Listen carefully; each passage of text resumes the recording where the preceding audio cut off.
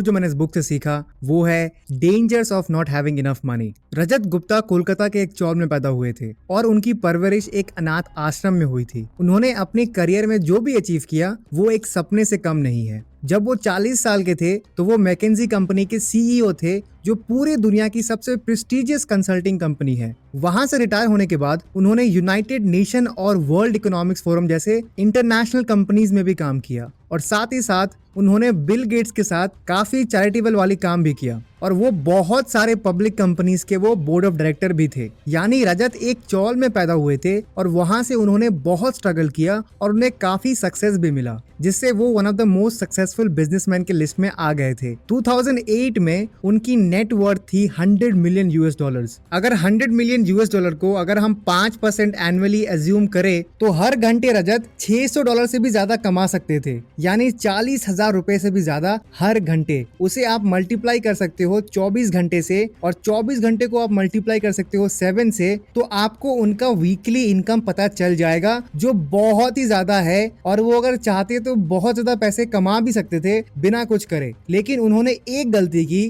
जिसका परिणाम ये हुआ कि उन्हें जेल जाना पड़ा। रजत गोल्डमैन सैच के बोर्ड ऑफ डायरेक्टर में थे और 2008 के फाइनेंशियल क्राइसिस में गोल्डमैन सैच को काफी लॉस हो रहा था। इसी लॉस से बचने के लिए वॉरेन बफेट ने $5 बिलियन गोल्डमैन सैच में इन्वेस्ट करने के बारे में डिसीजन लिया। क्योंकि रजत बोर्ड ऑफ डायरेक्टर में थे, उन्हें ये न्यूज पब्लिक से पहले पता चल गया, तो उन्होंने अपने फ्रेंड राज को फोन किया और इस न्यूज के बारे में उन्हें कहा, जिससे राज ने इमीडिएटली गोल्डमैन सैच के 1,75,000 शेयर्स खरीद लिए। और जैसे ही वॉरेन बफेट और गोल्डमैन सैच का न्यूज बाहर आया तो गोल्डमैन सैच के शेयर्स की वैल्यू बहुत ज्यादा हाई हो गया। इसी इनसाइडर टिप के कारण रजत और राज को $17 मिलियन का फायदा हुआ, जिस कारण उन्हें जेल हो गया इसी इनसाइडर ट्रेडिंग की वजह से। और इससे रजत और राज दोनों का करियर और रेपुटेशन बहुत ज्यादा खराब हो गया। अब सवाल ये आता है कि क्यों रजत ने ये इलीगल काम किया। अगर हम बात करते हैं एक बहुत ही गरीब व्यक्ति की और उसके पास और कोई चॉइस ही नहीं है क्राइम करने के अलावा, तो ये एक जस्टिफाइड है और हमें समझ में भी आता है। लेकिन रजत, जिनके पास इतना कुछ था, पैसा, रेपुटेशन, करियर, और वो और पैसे कमाने के लिए इन सभी चीजों को दांव पे लगा दिया। क्योंकि ऑथर कहते हैं कि रजत ने ऐसा इसीलिए किया क्योंकि he had no sense of enough, यानी वो संतुष्ट हो ही नहीं पाए थे अपने पैसों से। इसीलिए ऑथर कहते हैं कि सबसे मुश्किल फाइनेंशियल स्किल है अपने एक्सपेक्टेशंस को कम करना पैसों के मामले में, अगर आपको खुश रहना है तो। ऑथर कहते हैं कि अगर आप एक मोर मनी मेंटालिटी में फंस गए तो आपके पास चाहे जितने भी पैसे हो, उससे आप कभी खुश नहीं हो सकते।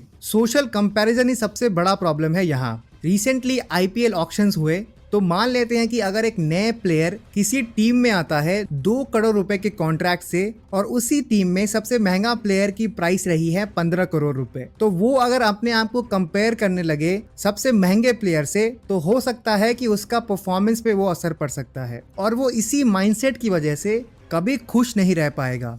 तो इस कॉन्सेप्ट से मैंने ये सीखा, जब जितनी जरूरत है उतने पैसे कमा लेने के बाद खुश रहने पे फोकस करना चाहिए, ना कि बल्कि ज्यादा पैसे, ज्यादा शोहरत के पीछे भागना चाहिए। क्योंकि ये एक ऐसी रेस है जिसका कभी भी फिनिशिंग पॉइंट है ही नहीं।